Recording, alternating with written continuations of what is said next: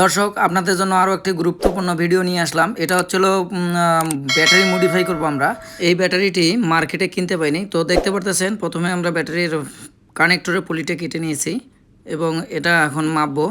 দেখতে পারতেছেন plus minus আমরা দেখে নিলাম। ব্যাটারিটা ফোলা, কিন্তু মার্কেটে এটি শর্ট আইটেম, কিনতে পাওয়া যাচ্ছে না, তাই আমরা এটা মডিফাই করতেছি।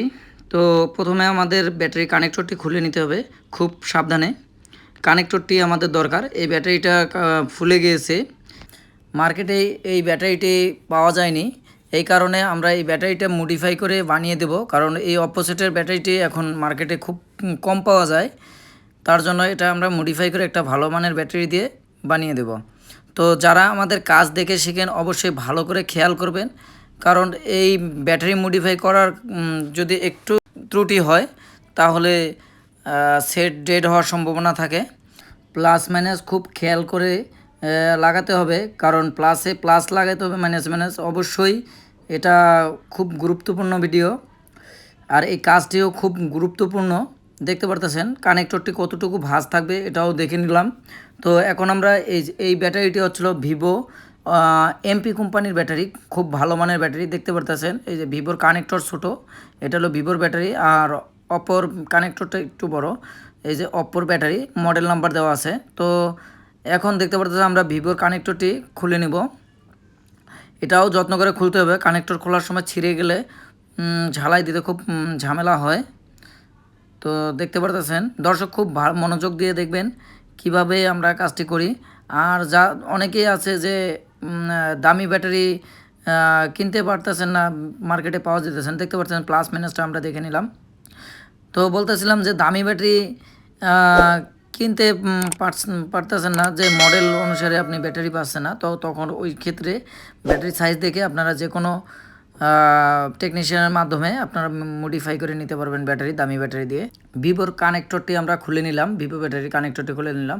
দেখতে পাচ্ছেন অপ্পো ব্যাটারি যে বি প্লাস, এটা হচ্ছিল পজিটিভ, আর বি মাইনাস দেওয়া আছে নেগেটিভ। আমরা এখন এটা ব্যাটারিটা মেপে নেব, প্লাস মাইনাসটা দেখতে পারতেছেন। প্লাস মাইনাস আমরা মেপে নিচ্ছি, নিচের দিকে আমাদের প্লাস আছে, উপরের দিকে মাইনাস। এটা সঠিকভাবে ঝালাই করতে হবে। এখন কথা হলো, যদি এই কানেক্টরটির মাপ আমরা একুরেট করে লাগাইতে পারতেছি, অনেক সময় কানেক্টরের মাপ দেখা যাচ্ছে যে আপনার মিলে না। এই দেখা যায় নিচের কানেক্টর লাগাইতেছে, উপরেরটা মিলতেছে না। এই ব্যাটারি থেকে ব্যাটারি সার্কিটের যে কানেক্টরটা, এখানে কম বেশি হয়।